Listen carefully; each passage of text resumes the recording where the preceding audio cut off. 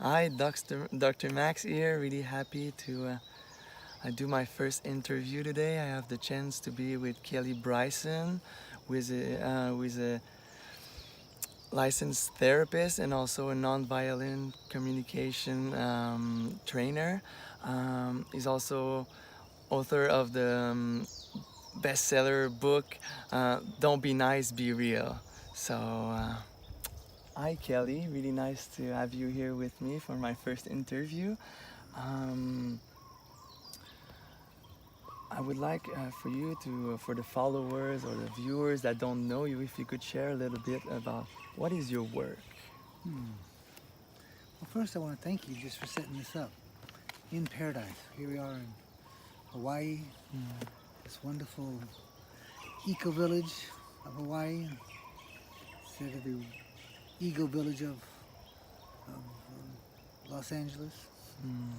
My passion these days is starting and sustaining what I would call sacred matrix communities Mm. around the world. Um, I mostly work in Europe, but I work a little bit in Hawaii and the West Coast. Okay. Um, and I teach something called tribal technologies, Mm. which is a lot of different modalities and processes that help communities develop trust and help them become high synergy groups so they really have a powerful efficacy and an ability to make things manifest. Mm.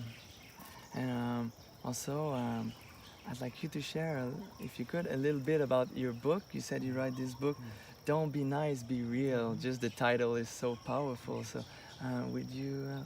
I think it started because as a child I was trained to be nice, and I developed a disease. I call it niceitis. And I would not really speak up for myself. I would try to get people to like me by not having needs and not telling my truth. But it created so much resentment inside of me, anger inside of me, it wasn't worth it after a while. Mm. And people would tell me they don't trust me because I'm not really telling the whole truth. I'm not being authentic. Mm. So I went on a journey of trying to find my own authenticity, to be true to myself and to not let people walk on me, and but at the same time not get into the other extreme to be mean and cruel and violent and aggressive. Find a balance. Yeah, I want to find this thing I'm finding these days. I'll call it soft power. Soft power. Yeah. Nice.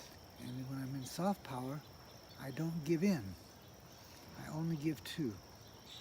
So I refuse to give in, and I wait until we reach a point in the dialogue where I want to give to, or I let the other person, perhaps they come to a place where they want to give to my needs. Mm. That's beautiful. But I find that if I stick with it, we always find either shift or synergy. Okay. Either someone shifts or we find a synergistic solution we hadn't thought of yet. Sweet. It works every time.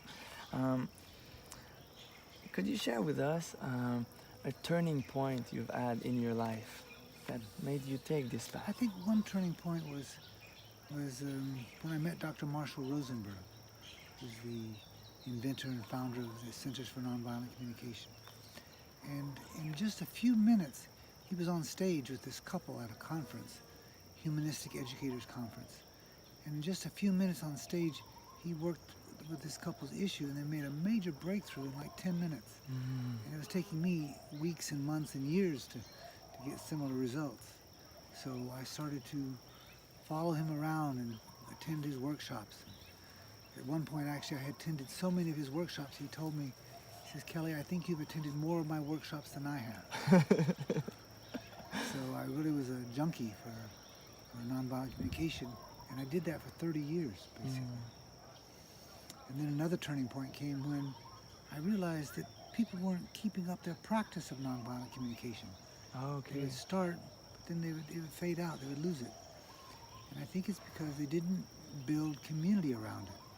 They didn't shift from just the practice, the Dharma, into the community, the Sangha, the integration of it. So now I'm much more interested in helping all kinds of groups who have practices, Okay. whether it's yoga or nonviolent communication or meditation, to develop the skills and the tools and the processes to create a community around their practice. so they can integrate it, it can go deep, and they can really live it together. It's really inspiring to hear you talk about the community life and how being part of a tribe is challenging but also so nourishing, and I resonate a lot with that, with what I'm discovering here in Lolia Place, and it's really inspiring work. Um, It's inspiring, and for some people, it's a path. It's kind of like almost like a religion. It's a path. It's a way to evolve, to grow ourselves. Thich Nhat Hanh said that the next Buddha will be a Sangha. mm, And my favorite Buddhist said that, Tara Brock's her name, she says that for 30 years now we've been really focused on Dharma in this country, the practices, yoga, meditation, co-counseling, whatever it is. yeah. And so now we're entering a new phase, a new age, where what's important now is to move from Dharma, the practice, into Sangha, the community.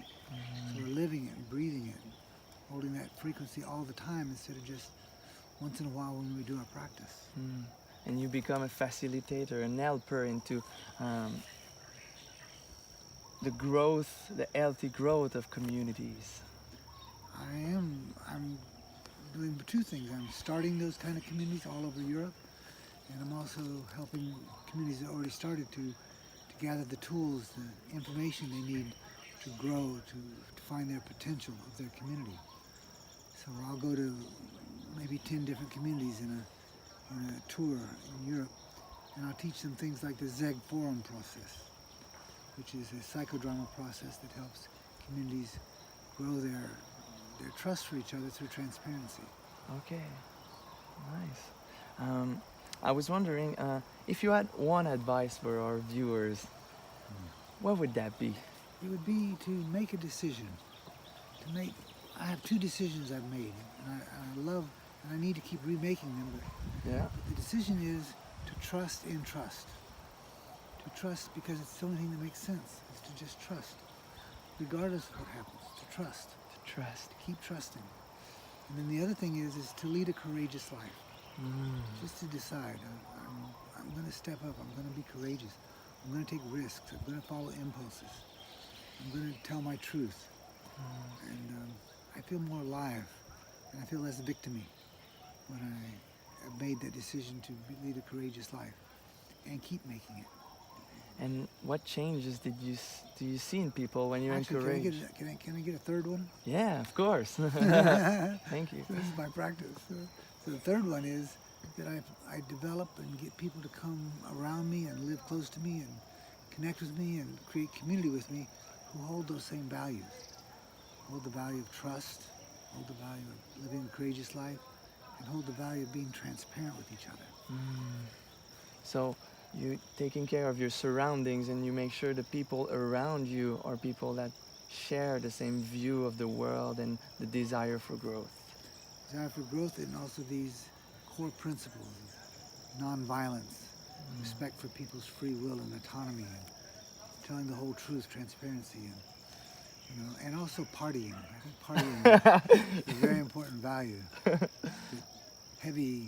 Some of the heavy peace workers in the world don't know how to do. And I want light workers, not heavy light workers, Yes. to hang out and play with and to work with and rejuvenate myself. All right. One last question for our viewers. How can we get a hold of you if we want to just, whether it's find your book or look at some of your work or even... You can go to Amazon for my book, Okay. or you can go to my website, www.languageofcompassion.com, for stuff about my books and CDs and how to contact me. My email is there, and phone number, that kind of stuff. All right. Well, thanks for that. That sums it up for this quick, straightforward wisdom. Thanks a lot for sharing. I know for me it was a heart opening to hear you, and I really hope my viewers can be touched and the world can be touched by what you do. Here's some courage happening in the Courage community. and some celebration. These Yeah. are these people out here so happy to be in paradise with each other. Well, thanks a lot, and I'm really looking forward to attending your workshops Hell yeah. this weekend at Lolio Place for the Hawaiian Tantra Festival. Thank you so much. Thanks a lot.